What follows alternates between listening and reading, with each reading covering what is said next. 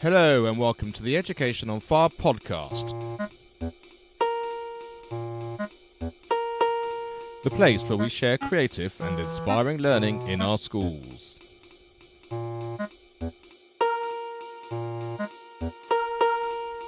Primary Music Special, episode 84. Hello, this is Mark Taylor and welcome back to the Education on Fire podcast, and this our Primary Music on Fire Education Special, and I'm joined today by Carol Aviard. Hello.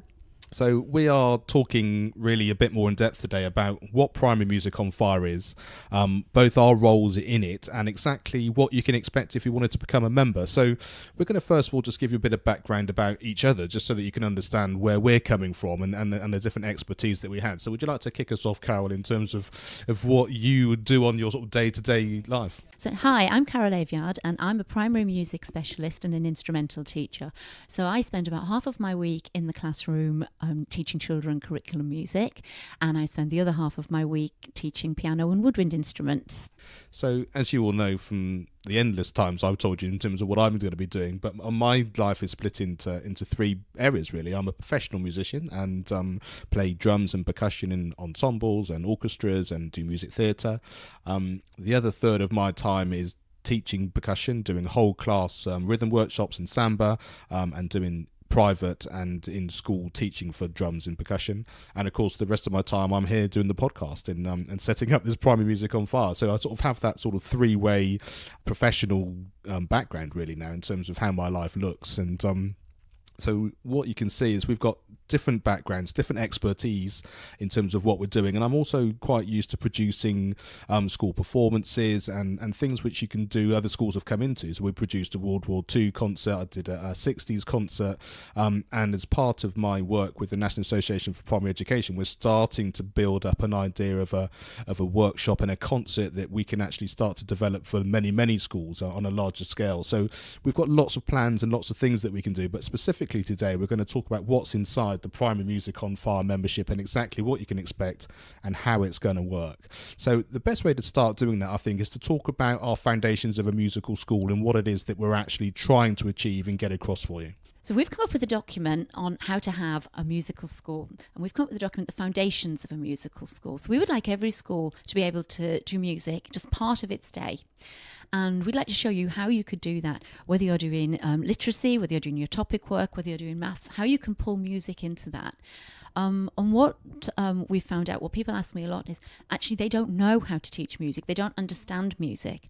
And when I explain to them what rhythm is, what pitch is, and how to actually teach a song, of the most basic of songs, people suddenly get the idea of it and go, oh, but I do know how to do that. So our aim is that all schools understand what music is, therefore they can pull it into all the areas of the school, and then you can move on from there to having classroom tuition. You can have a school recorder group, you can have a school choir, you can take your children out onto external concerts, you can have internal concerts, and then maybe your children will take up musical instruments and maybe go off into town and county ensembles.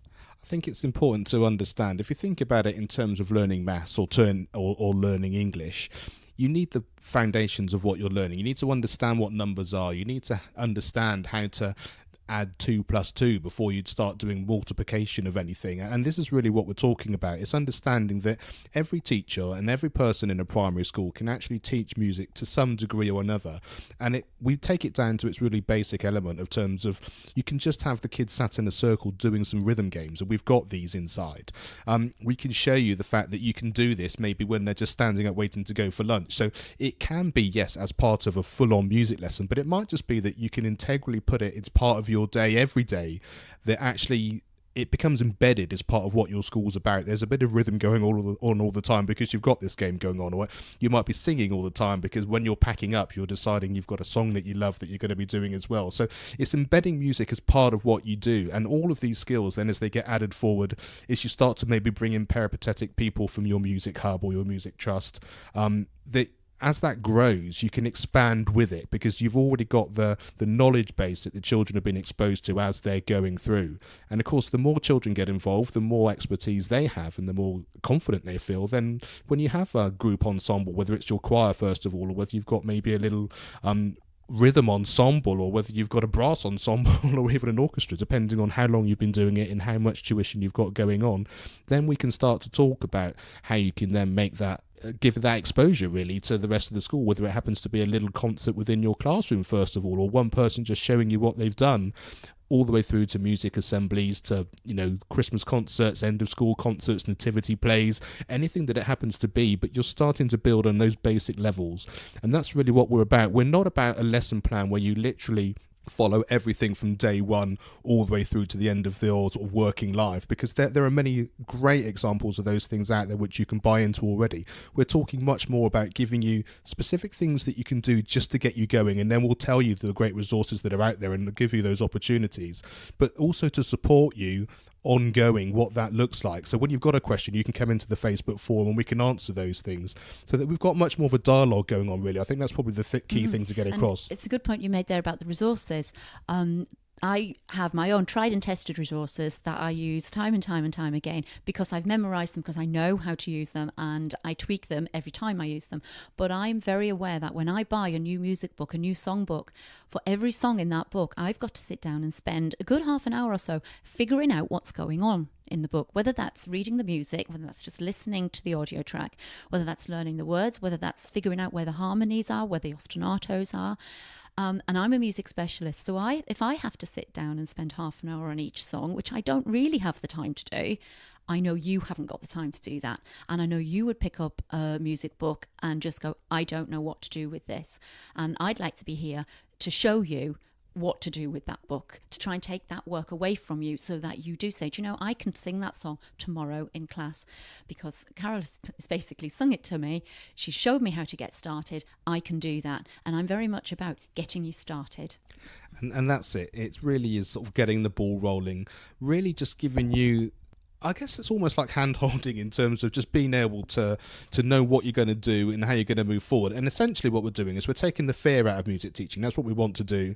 And we want to give you the step-by-step skills and the ongoing support you need, basically to produce lifelong musical memories for you, your school and your pupils. So we're talking about enabling you to be able to get these skills involved in every class, so that when you then do a performance, when you're thinking about what you'd like your school to look like in a musical environment, you've got all of those abilities, both in terms of yourself, but also what you're able to impart for your children. And so that means that, as well as the singing, as we've talked about, and some of the rhythm stuff, we're going to show you how do you first start to maybe organise some pitch. And we've got some boomwhacker examples in there. How would you like to maybe do some ocarinas or some recorders? We've got the literally first step guides to getting those things going. So even before you actually bought any resource beyond becoming a member of this, you've probably got a year or more's work in various stages that you could actually do. So we also need your help and your feedback. We've come up with a whole range of things which we think are supportive. We've got all of my podcasts from my Music in the Arts season back in season 4. They're all inside the membership. We've got these resources, like we said, with the ocarinas and the recorders and the singing and samba and all of those things. But we also need to know exactly what you need. So we're looking to do our beta launch, which is going to be on Monday, the 25th of February. We're looking for up to about 20 people to come into the membership and just make sure that, one, that you can log in and it all makes perfect sense in terms of how all of that works. And we know a lot of you are members of all sorts of organisations. So just so that you're happy that actually it works in the way that intuitively that you'd expect it to be. But also in terms of the way we've delivered things, because we've got some little videos in there, because we've got some audio from the podcast, because we've got downloadable PDFs and downloadable PowerPoints, that actually you're actually able to get across the things that we've provided in a way that's actually really useful for you. And then we can get your feedback. If you want it delivered in a slightly different way, if you think there are other things in there that would be really helpful, then we can actually start to expand that, because this is an ongoing journey. We're here for you.